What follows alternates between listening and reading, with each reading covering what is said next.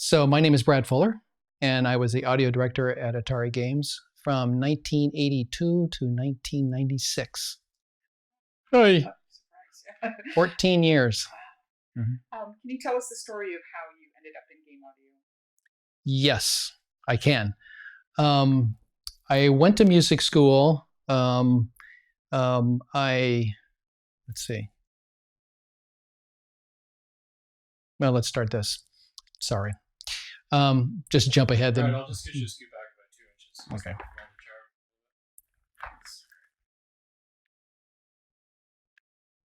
Is it good? Okay. So start again. How did I get into game audio? That was because I was actually in an Atari 800 computer group back in Indianapolis. And a friend of mine had been hired to work at Atari back in 1981. And they required an audio engineer in the home computer division. And so I sent them my resume. They created a job description around that and hired me as the sound engineer in the home computing division. Yeah, the home computing division was one of the three major divisions of Atari. The first one being coin-operated games. The second being consumer, like 2600. And the home computing division created computers like the Atari 800 and the Atari 400, and then later the 5200, etc. For the Atari 800, I created mostly audio for games like Superman, E.T. I can't remember the rest of them. Can you tell us about the E.T. game? I can tell you about the E.T. game. E.T. game completely separate from the 2600 that ended up in concrete.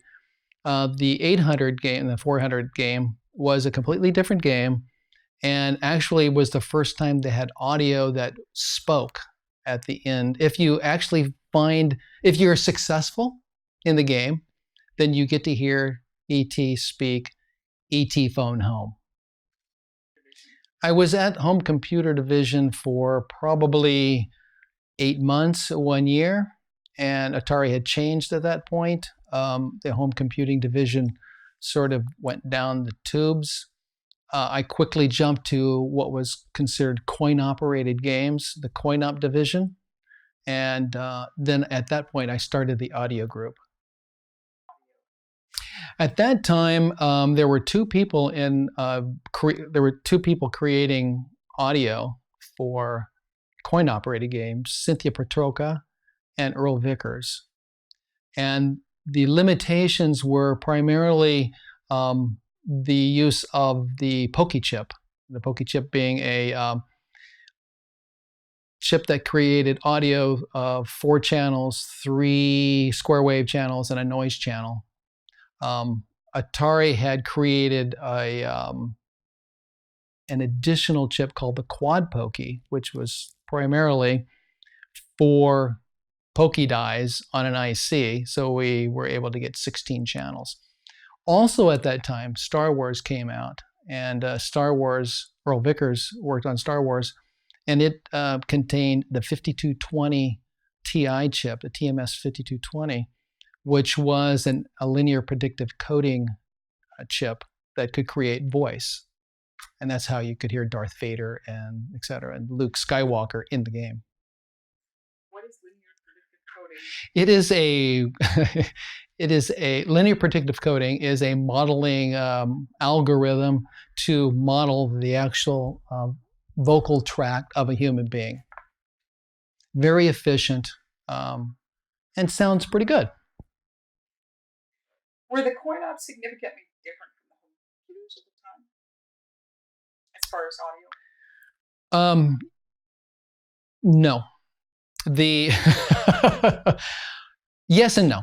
The Atari 800 used a Pokey chip, so you did have 4 channels of audio, where the arcade games did have Pokey as well, but the 5220 was added in the arcade games.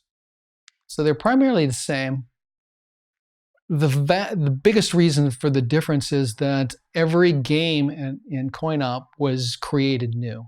You had a new hardware engineer, you had a new hardware technician.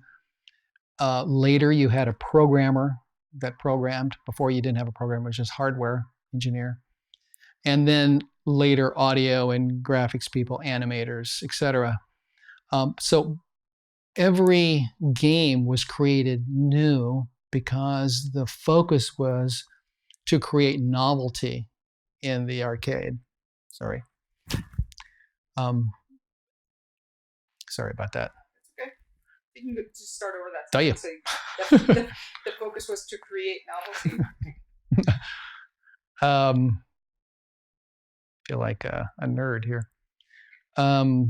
Yes. So the focus with arcade games is create novelty. So hardware is different. The controls are different. The cabinet is different. The focus is to when the player comes into the arcade and they have a quarter in their pocket, we want them to drop the quarter in one of our games. We don't want the quarter dropped in another game. So there's a lot of attention paid to graphics on the outside of the cabinet, a lot of attention to the attract mode, which is a cyclical mode that goes through to attract the player to the game.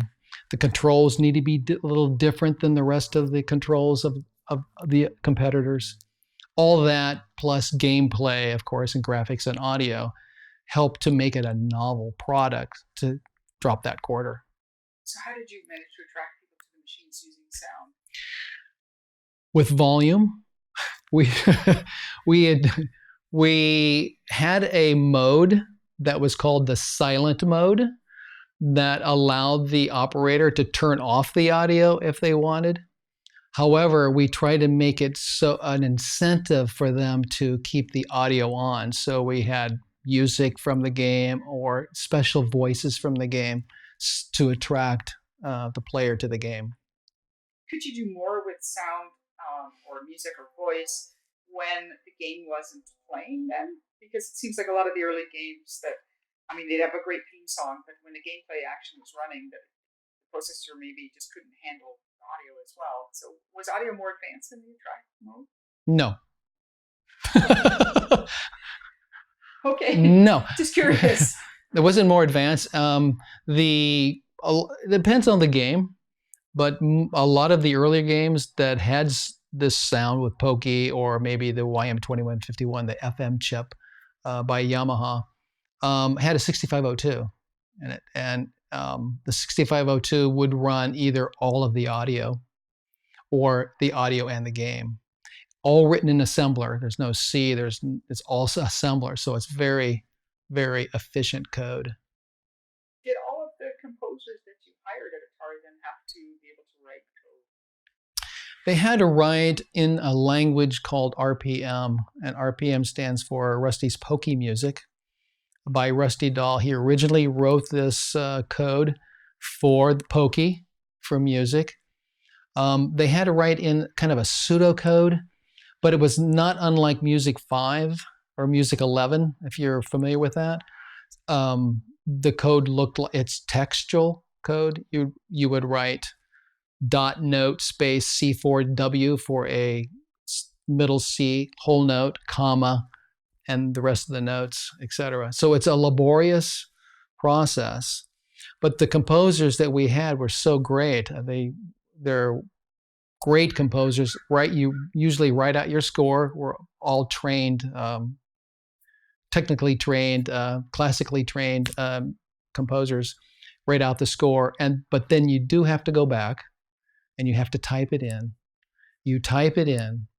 You then send it to the VAX to compile. After the compilation is completed, you go over to a white box, a forth-based development system that is connected to, crap, sorry. I can just turn that down.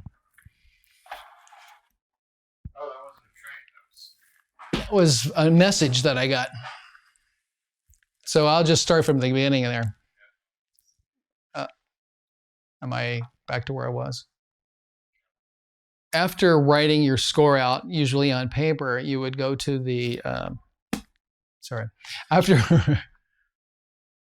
after writing the code in paper on manuscript, music manuscript paper in your score, a composer would go to a console, actually a VT100 console that is connected serially to the VAX, which is a DEC machine, Digital Equipment Corporation, a VAX, to type in each note, type in each rest, type in each loop, type in everything specific to that score, every instrument, then send it to the computer to compile. After compilation, after it's compiled to like a byte code system, the composer would go to a development system called a white box system that was a Forth-based system that's tied to the VAX as well, and download the code at 1200 baud. And then after about 5-10 minutes, you could hear that music and listen to it and see what mistakes you made. Go back to the terminal, create more music or fix your mistakes, and it just cycles like that. Originally, this was done to create the music. It was improved much by 100 times through tools that we developed. Was our music adaptive or interactive?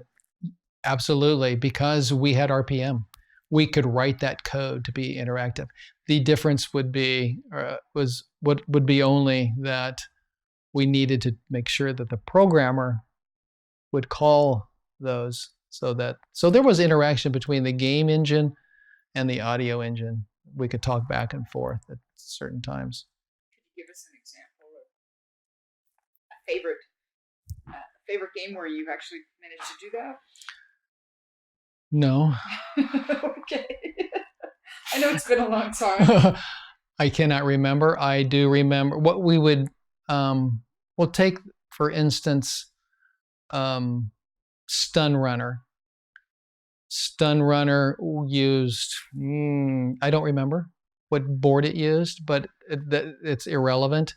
Stun Runner was a game where you get in kind of a sled thing and you go through this tunnel and you're riding, but it had acceleration. So it had acceleration, and so the pitch changed depending. So how do you change that pitch interactively? Well, you have to tell the audio side, this is where we are. This is the RPM of the game. This is RPM of the vehicle. This is the load of the vehicle, etc. So those parameters change, and then the audio changes with it. And how about sound effects? How were they made at the time? Sound effects were made with a tool, either the Pokey tool or a Yamaha tool that we created. And that signature or the template of that sound effect was then uploaded, and that would be called an instrument. And it could be a saxophone, it could be an explosion, it could be something that evolved over time, like things in Marble Madness that evolved over time. Those were uploaded as an instrument. And in the RPM code, you could say .inst and point to that instrument, and that would be the instrument for that channel. If it was a Pokey chip, then you have the 4 channels. There are 4 channels for Pokey. One's a noise channel, and there are 8 channels for the Yamaha chip. So yes, you treated sound effects like you treated an instrument. So you could do, the great thing about RPM was that it was a programming language, that you could create branches and loops and conditional looping and conditional branching at any time. So you could do all kinds of wonderful things that you could not do with anything else at the time. Road Blasters was an all our games were interactive. All the audio was interactive. But what made Road Blasters a little bit different was it was adaptive. So that when you crossed a certain mark, it was a driving game, a sit-down driving game. As you crossed a particular mark, different things happened. So a signal from the game to the audio board was sent and said, hey, I'm here at this mark, now change the music. Now, this was early in the 80s, which really adaptive music didn't exist at that time. Were you aware of what other companies were doing as far as audio? No, we didn't really care. We didn't care what the other people did. We had our own focus. We had our own problems and our own successes. And we just kept it at that. Plus, we have to party after a while. So we didn't want to worry. We didn't worry about it. We were Atari. We're Atari. To worry about the other people. So what was the culture like at Atari? It was fun. It was probably the best place I've ever worked. You could actually go in at any time. It was unheard of at that time. You could stay overnight. You could sleep there. You could do whatever. You could party. You could whatever. As long as you met the schedule, reasonably met the schedule. One thing about games, which kind of helped the partying effect or culture, is that you can schedule a game. You can say we're going to put the audio in here at this point, and we need the animation at this point, and this is the game design, and et cetera, and the programming is going to be this at beta, et cetera. But you cannot schedule fun. You can't say March 31st, that's when it's going to be fun. You just don't know. You just keep evolving the game, and as it evolves, you see where you need to go. You change left, you change right, you say we're going on the right path. And it's the same with audio. If it didn't work, we just do something else.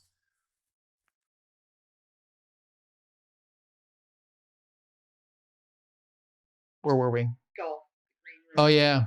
There were all kinds of things at Atari, strippers, embarrassing things, lawsuit things. Don't put that. We shouldn't. But did this enable better games in the sense that you must have been because it freed people to be themselves, and people that were attractive. Sorry, could be attractive people. It freed people. It could. Sorry, it actually freed people. People who were attracted to Atari as an employee were off. Everybody is a little bit different at Atari. Some didn't get along with others. Some got fabulously along with others. But because of that, and because of the contrast between people and the people that kind of edged up against each one, they created a creative spark, I think. And I think that's how Atari was so successful. Did that enable you as part of the audio group to interject some of your creativity into games? As part of the game design? Probably not. Audio was always and has been the little bad stepchild, or call it what you will, that needs to be there, that everybody believes is very important, but is thought of as last, unfortunately. So a lot of education was had by our group to try to educate the game designers. They were great game designers, great people at Atari. They had a lot of things on their plate. Audio was not necessarily one of them. They believed that audio was important. But when you talk about music, it's very subjective. It's very difficult to relay from a layperson what type of music you would like to have in the game, say from a game designer. So it's a difficult way. It's difficult to communicate to a composer who intimately understands music and the aesthetics of music, and a game designer who understands games, but not necessarily music. It's an uphill battle. I remember using VAXs for exactly what I told you before. type in the notes, send it, compile, go to the white box, download, 10 minutes. Oh, it's here. Oh, it didn't download. Start over again. And when PCs kind of became available, I went to my manager, the VP, and said, I want to buy a PC. I want to buy a PC to do this. He said, you don't need a PC. Why do you need a PC? We have what we have is fine. It was very difficult to do.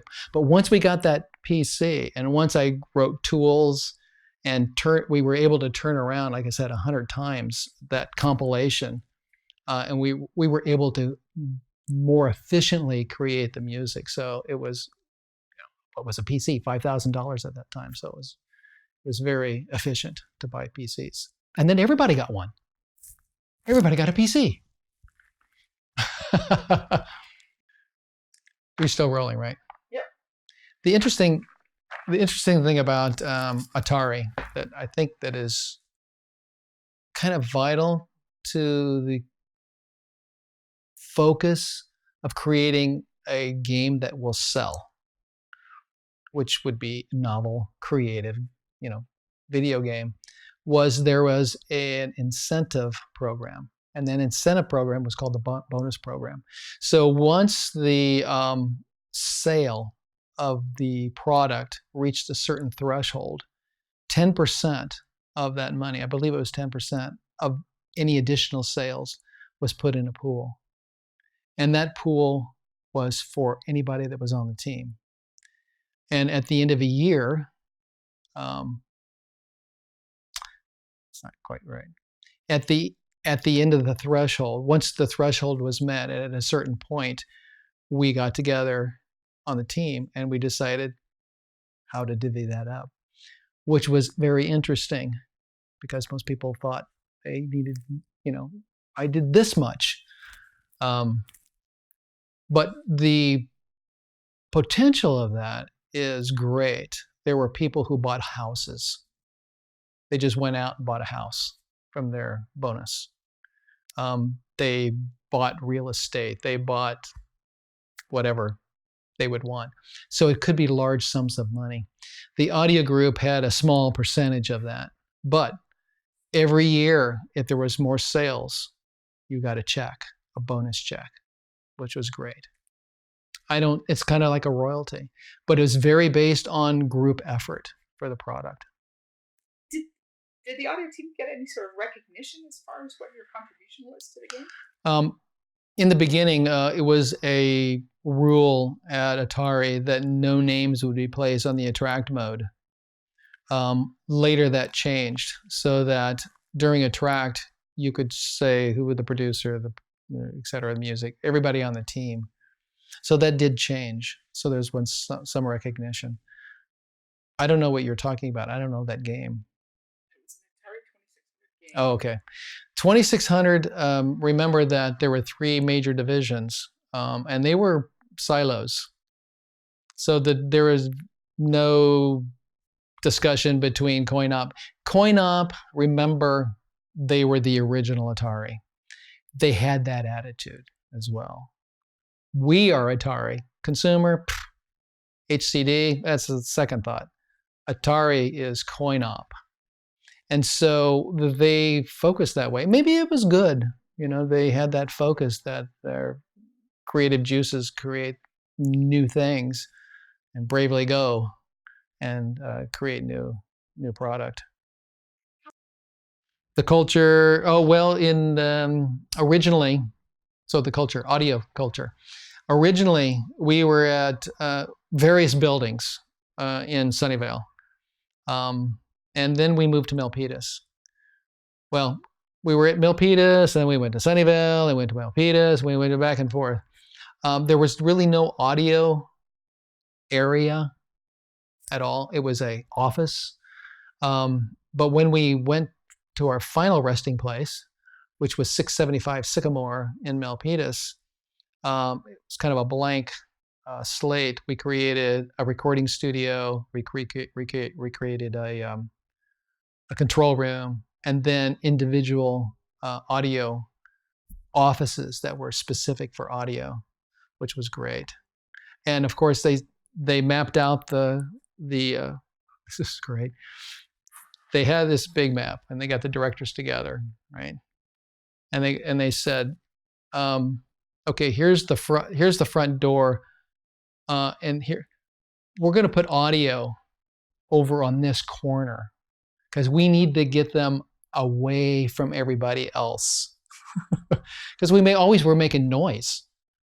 Well, I should call it beautiful music, but we were always creating a lot of audio. And so they first was mapped out, and they mapped audio out first, and then they filled the rest of it in. I said, great, fine with me. We got our own area. So they didn't have nice studios, sound isolation booths for you to be working in? In the past? No. There was at one time in '82, a recording studio was created in the marketing building, which was a nice studio. I never used it. It was a separate building. So yeah, they never created anything for us. We clawed our way. I mean, a PC, going to my VP and saying, we need a PC. I think that's a good idea because we can really reduce costs, et cetera. And he goes, it's like Watson, IBM at Watson. Hey, you only need 3 computers in the world. Why do you need any? You don't need any more. Do you want to explain? Yes, the YM2151 was a 2-chip system that Yamaha created. It was a 4-operator, 8-channel chip, FM chip, that we had exclusive rights to for 1 year. Earl Vickers and the group negotiated a contract or worked with Yamaha to develop this contract for the exclusivity of 1 year. We then took that YM2151 and put it on a board, and we received the manuals from Yamaha, and they were all in Japanese. So my job was actually to poke all the registers and to figure out how actually the FM chip worked. So we were talking about the 2151. I'll just let Matt get ready, but just to refresh your memory. Yeah, because I don't remember. 2151, and the first use of it. So you could maybe talk about the first use of FM synthesis. Yeah, but I was thinking about something. You don't recall either. We were just getting to talk about. I think you were just yawning. No. What time is it? We were just going to talk about Marble Madness. You were right there. Yeah. Oh yeah, I remember. So are we going back to question? Okay. Well. When did you notice the flicker? Well, while you were speaking in the last one. Okay. Yeah, we should go back. So There's Atari's something. System 1 and System 2 were the first use of FM synthesis with the YM2151. Yeah. How did you get involved in that? Okay. Well, I think it was with Earl Vickers, how we contracted it. That's what it was. Yeah. Okay. The the YM2151 was a Yamaha chip that was FM chip. It had 8 channels, 4 operators each channel. That chip was used in System 1, System 2, and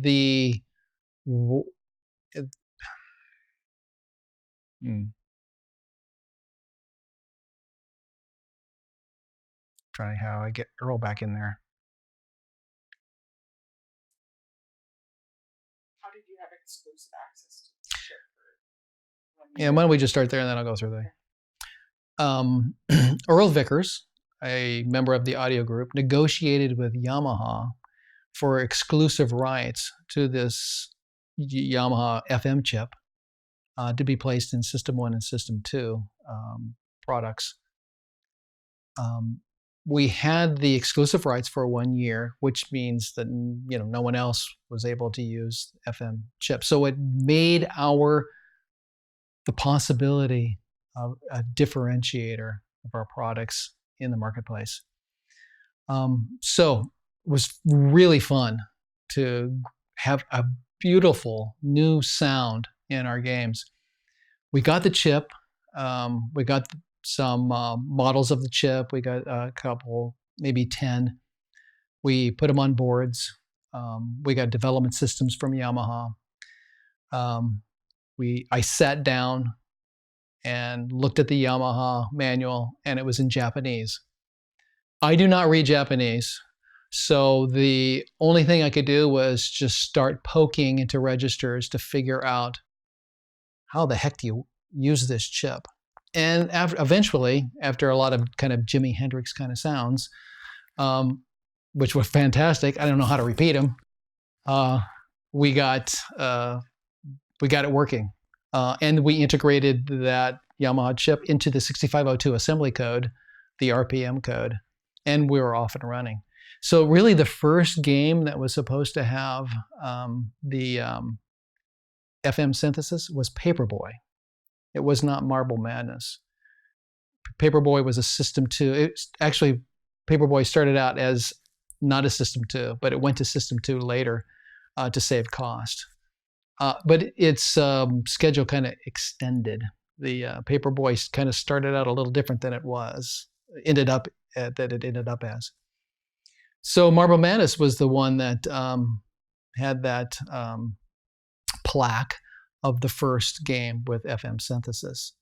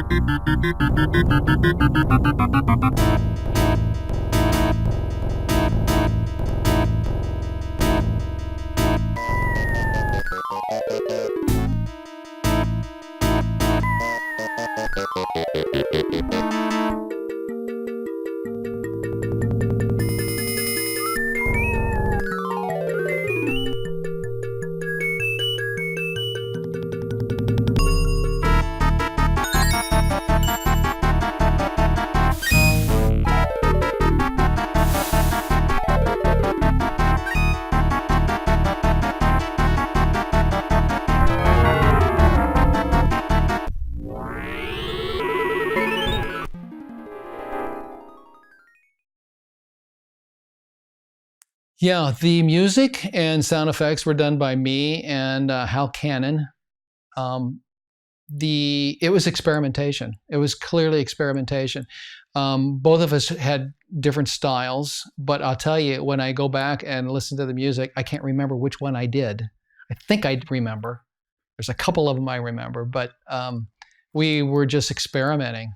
We were trying to experiment with really showing the different waves. And there was one wave where the ball actually goes into the air and kind of free flight and then falls down to the ground. The music is perfect for that. And I think Hal wrote that, but I don't remember. All the music is very unique. We just experimented to try to figure out how to use the chip, and it worked beautifully. And then Firefox was it the first Laserdisc or first Laserdisc at Atari? It was the first Laserdisc at Atari. Sorry. It was the first Laserdisc at Atari. It was based on the Firefox film by Clint Eastwood, who came over and watched us develop the game. And it was developed in a variety of ways. There was an orchestral component to it. There was sound effects that was actually just pokey. And other sounds that were placed on the disc itself. And I think that was the last disc that we did. We did one, and that was it. It was horrendously hard to create a game with because of jumping around on the disc back and forth. So you were streaming the samples off the Yeah, there were sound effects that were like film sound effects, where you score and something would happen at that particular in linear time, and the music was also embedded along the linear time. But then there were sound effects that were created with a pokey chip that was on the game for interactivity.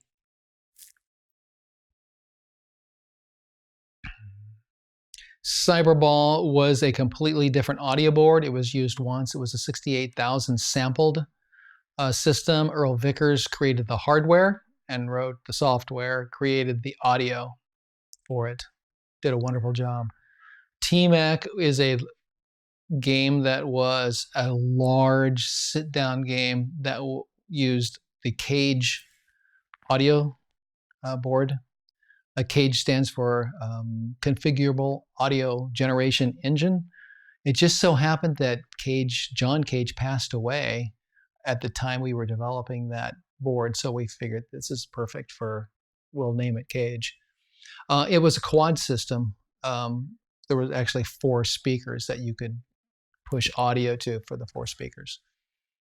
Cage was our last audio board that we produced in the audio group. Chuck Poplinski created the audio. He's a hardware engineer. He created the audio, and he created the synthesizer on Cage board. And I wrote the real-time operating system, and I took RPM and converted it to C code so we could write RPM code on this TI board.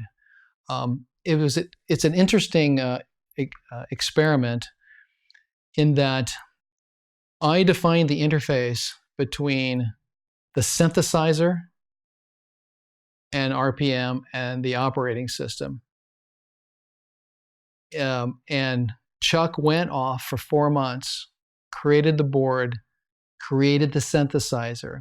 I worked for 4 months separately, working on the operating system, the real-time operating system, and the RPM code for music and sound effects and for voice. And at the end of the 4 months, we got together and we compiled our code together. And we said, of course, it's not going to work at first. What works? I mean, we pushed the button and it made music. We were speechless. It made music the very first time. Did this make writing music for games any easier? I mean, you're still using RPM scripting language. You're still using yes, we were still using RPM, and at the time, everybody now has their own PC. And I developed a board, a PCI board that we could put in the PC that had a Yamaha chip on it. So everybody had a self-contained development system. I rewrote the code in C, RPM in C, so that when you compile the bytecode for RPM, you could pretty much hear your music right away. So laborious to write the RPM music, still no MIDI. There's no MIDI here. You write the music and you could compile it and hear it pretty quickly.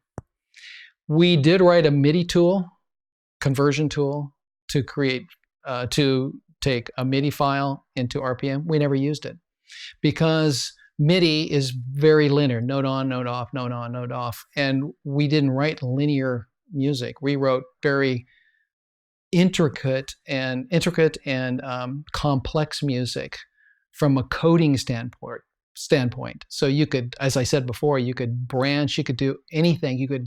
There was accumulators that you could do anything you could do in a programming language with RPM. And so it was just too powerful not to use that. What happened then you stayed with Atari until 1996. We have this period from about 1992 to 1996 when CD-ROMs and multimedia were taken over the whole PC market. How did the coin-op market adapt? It didn't adapt. Coin-op just had a focus of what's cheap, how can we put code in ROM. Early, we had boards that were this big, and they were just ROMs, all on the very large motherboards that was code. So we were very efficient. The Audi group was very efficient on how to burn ROMs and stick them in the game and listen. So was everybody else. Very ROM based. But you were using samples at this point. For Cage or Yeah. yeah. Okay, let's go back a bit. In the beginning, in coin-op, everything was on one board. In the very beginning, there was no digital audio. There was analog audio. And audio was often created by taking a diode and reversing it and applying current to it and amplifying it to see what it sounded like. And that was an explosion or a gunshot. Then when microprocessors became available, that's changed everything. Now we could actually program, and then now we have software programmers that program the games. But audio was still part of that process. It was in that process. Later, it started to separate, but still on the same board, where you had a processor that was for graphics, that was for gameplay, and maybe audio that also did controls. The Pokey chip really was created for controls. It's a pot controller. That's at the time when I came, when we had one board, had audio kind of separate. I came up with the brilliant idea of we should have our own audio board. Why should we rely on the hardware engineer to create our audio? That met with a lot of resistance, primarily because it was costly. We had another board in the game. But I showed them that over time, it actually is less cost because you don't reinvent that board each time. So the first board that was separated from the coin-op main board was called the standalone audio board. And it contained a Yamaha chip, a Pokey chip, and a 5200 LPC chip. And so what we had is just a parallel port between the main board and the audio board. What does that mean? That means that we can evolve audio separately from the games. So now we're separate. Now we can have our own audio designers do whatever we want to do, and we can create our own audio hardware, whatever we want to do. And all we have to do is make sure that the connection is consistent. We can take a board out, put another board in, and you're good to go. So we created an audio board, standalone audio board, and that became now standalone audio 1 because we created yet another one called SA2 or standalone audio 2 board. That was me co-designing it with Pat McCarthy. It was really the brains behind it. Then we created the Cage board, which was the TI DSP focused board that had its own waveforms and synthesizer or what, we could do whatever we want. We had whatever we thought up, we could create, as long as it was within budget.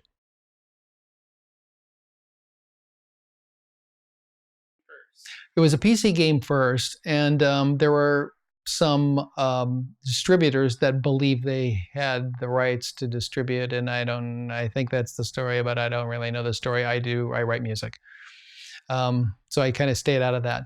But it came to be a coin-operated project, and it was created by Ed Logg. He was the programmer that did Asteroids and Centipede, Zybots, Gauntlet, well-known. And I did the music. The music was original music. There were two pieces that I placed in there called Loginski and Bradinsky, after me and Ed. And it never was released. There was another legal issues or something that happened that the rights were moved from Atari to another company for the coin-op. However, Tengen, which is the sister company that did console games, at Atari in our same building. They took it and they took our code, they took my music, and they repurposed it for the consoles. So you can still hear and play the music. Was the music from the PC game an inspiration for what you were doing then? No. Again, composer, unique. What can be unique? I try to stay with the Russian theme, a Tchaikovsky or Prokofiev or that type of Rimsky-Korsakov type. I hope those guys are all Russian theme. But what people would believe that that's a Russian theme, a Russian dance folk music actually is what it was based on.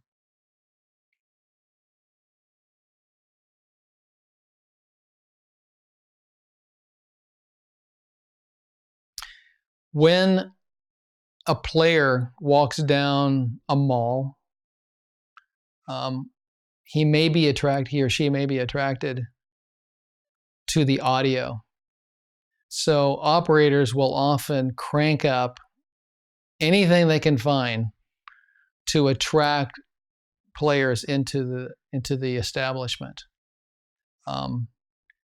However, that doesn't bode well for a player playing a game when you're trying to hear that particular sound effect or music during the game. You hear other games around you. So one of my focus was to try to educate operators and to educate the industrial design group. Industrial design was the people who created the cabinets, to help us design cabinets would envelop the player to try to push away the outside sounds and so the player could hear the sounds within the game. We didn't meet with a lot of success with that. Operators were somewhat distant from us in the fact that we created arcade game product. It was sold to a distributor. A distributor would sell it to an operator. So that was the chain. We could visit. We would visit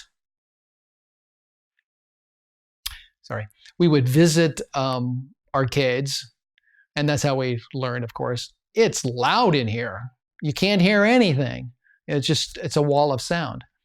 And we try to educate the operators, but I don't believe they listen. Even if they didn't have enough sound in there, they would crank up their radio, which, of course, is not game related. Yeah. I remember hearing somewhere, you've probably heard this, I think we might have even talked about it at one point, about how slot machines were all in C major. I don't think it's actually true. I think it's just a rumor.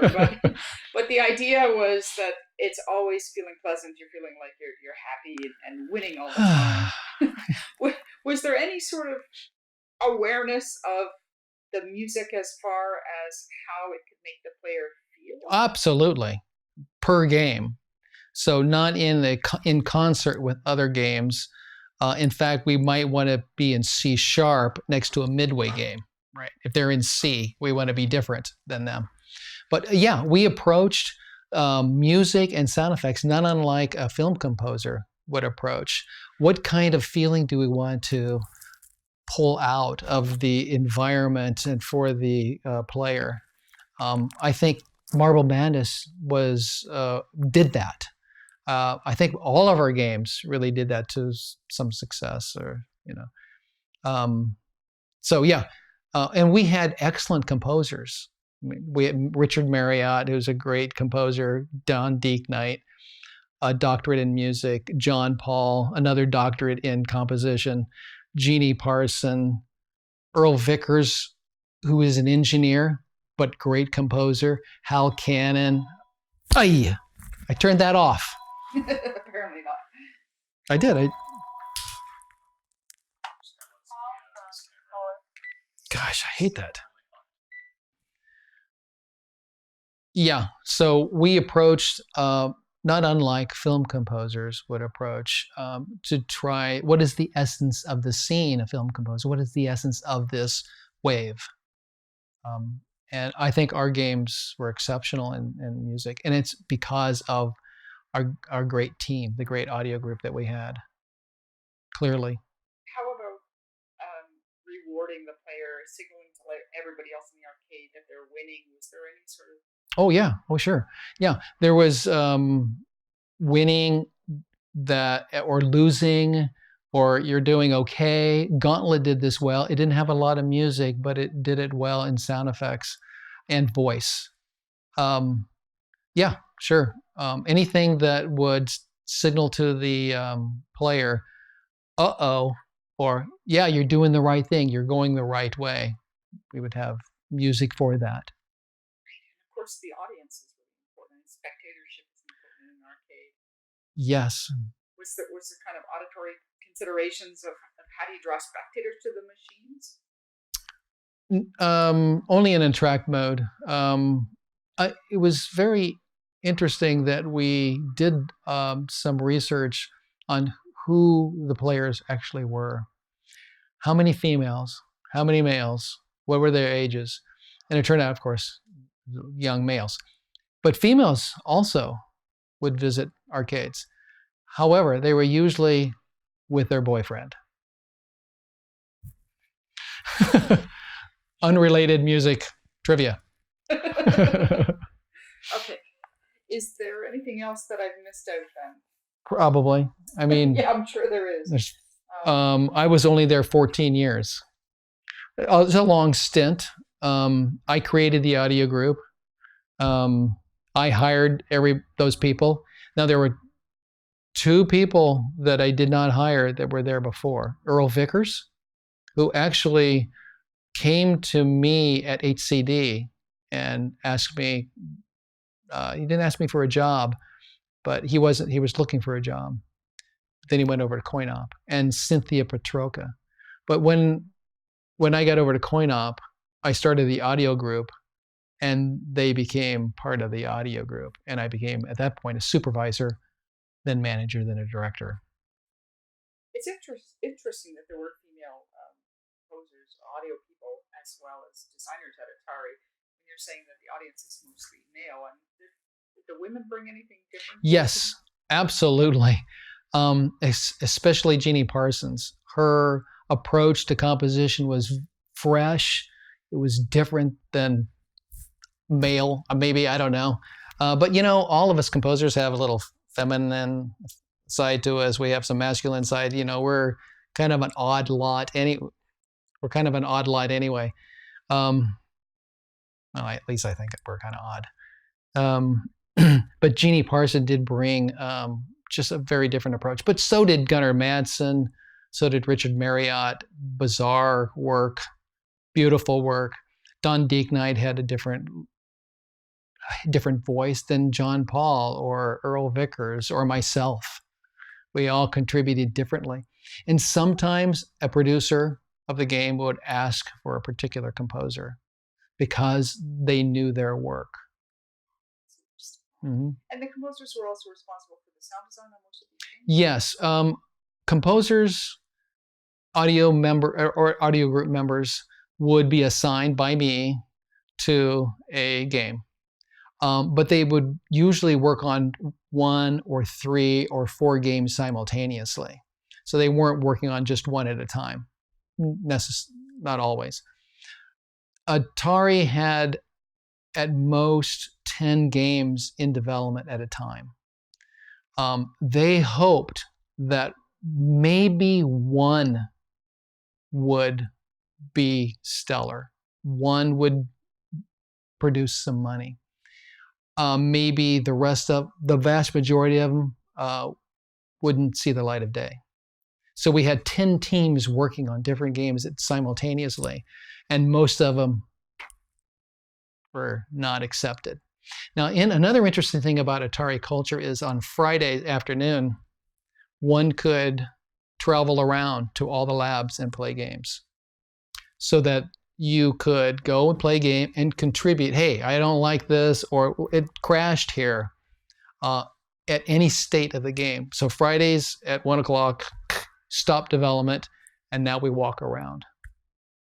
the composers, I mean, at what point were they being brought into the game development process? Were they given concept art, or is it just here's a list of sounds that we need for this particular game? It would depend on the producer. Some of them would list sounds. Some of them would actually say, I want this type of composer sound. Some of them would say, Ed Log would say, here's my game, here's what it looks like, so give me some sounds. I do need sounds for this footsteps or this shot or when I go into this chamber or whatever. So that would be kind of a list. It's not like a sound list in a film because it's interactive. But it depends on the producer on how they would direct the audio person. A lot of the audio people, all of them actually, I should say, were highly respected. So, of course, it was an interaction between the game designer, the producer, and the audio person. Usually on a game team, you have a producer, a programmer, or two programmers, or three programmers. You have animators. You could have one animator. You could have 10 animators, depends on the project. You would have one audio person, maybe two. For instance, I contributed to Paperboy, but Hal Cannon's name is on. He was the main guy, but I helped. I did a lot of that. Being director, I helped on a lot of the games. So we kind of jumped around. We had 1, 2, 3, or 4 games simultaneously. And it depended on the time of the audio group. There was a time it was just me and Earl. And then I hired Don Deeknight. Now we have another composer. Then I hired John Paul. And then we got Richard Marriott. I hired Richard Marriott. Well, now we're getting bigger. Now we have a hardware engineer, Chuck Poplinski. So it grew and it shrunk at various times.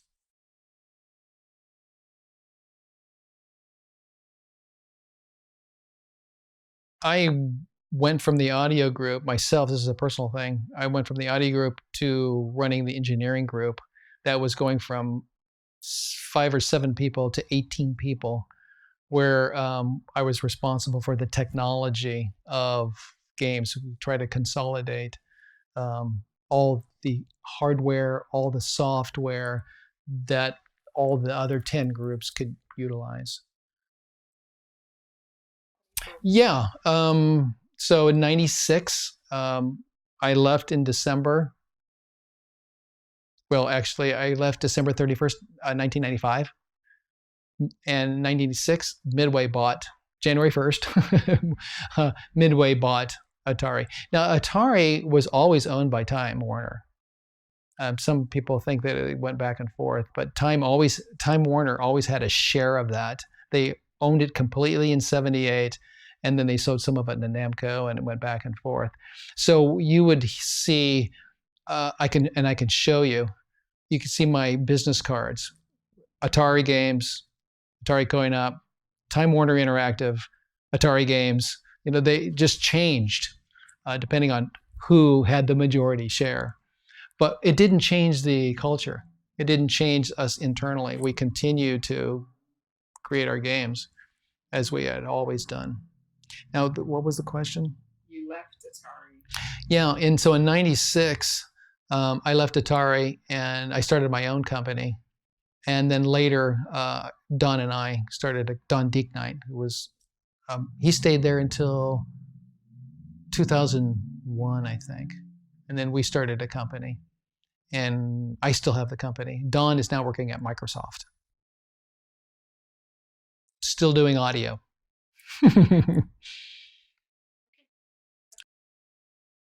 Standalone boards, SA1, SA2, cage.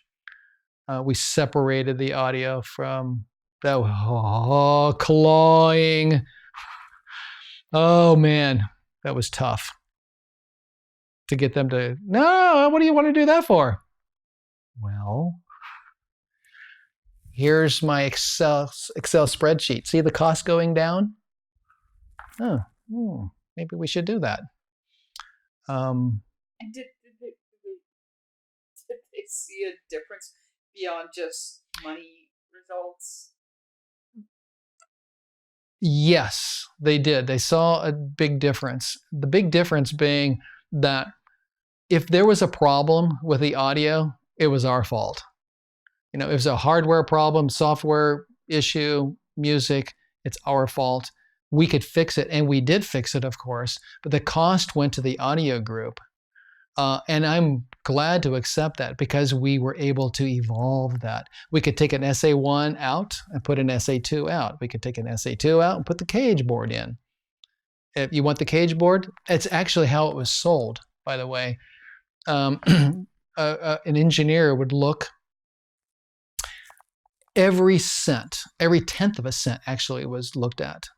What does this resistor cost? How much does this cost? Etc. Because it's very cost driven. Then they would look, how much does this board cost? SA1 cost this, SA2 cost this, cage cost this. Cage cost way more than SA1. I'm going to use SA1. Well, it's not as great sound. The producer is asking for a cage, but you get SA1, which comes to another point about Atari. It was very heavily oriented to hardware engineering. The hardware engineer was the god. They ran the show in the very beginning as far as the arcade coin-op games. What they said went. And then you got the processors, and then it kind of moved into, and then you had game designers. Well, now you have a game designer. Separate? Really? It's a role? A game designer? Yes, game designer. Then animators came along. We had no animators, and then animators came along. And then it was a big, huge department, 25 animators. That's big for arcade. The typical game team was one programmer, two programmers. I think I told you that. Producer, maybe a game designer that could be a programmer, and then part-time animators and part-time audio people. Hardware person, maybe two. A technician that is a technician that makes sure the hardware is always running, that takes the hardware out to the sites for testing, brings them back. He takes them to the RFI room to make sure that it passes RFI. Sorry, not RFI. How did I come up with RFI? The technician who would take it to the EMI room, the anechoic room to test electromagnetic interference. That was a separate group that tested arcade game. It's a huge undertaking to create an arcade game. The industrial design department was maybe 30 people who created controls and the cabinets and the graphics on the side, and etc.